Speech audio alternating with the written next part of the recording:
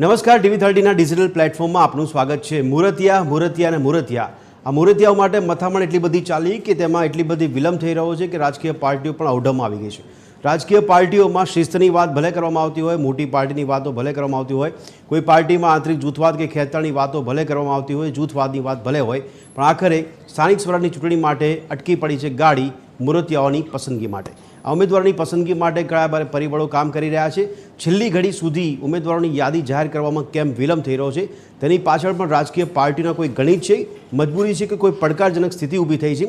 કારણ કે ઘણા નેતાઓ એવા છે કે જે પોતાના માનીતાઓને ટિકિટ આપે એવા પ્રયત્નોમાં લાગ્યા છે, તેને કારણે પણ ઘણા નિયમોને નેવી મૂકીને પણ ઉમેદવારોની જો પસંદગી થતી હોય તો આખરે ઉમેદવારોની પસંદગીમાં યાદી જાહેર કરવામાં આટલો બધો વિલંબ શા માટે છે? ખરેખર રાજકીય પાર્ટીઓ માટે મજબૂરી કે પડકાર? આ તમામ પાસા પર ચર્ચા કરીશું। મળીએ રાત્રે 8 વાગે ચર્ચા છડે ચોકમાં।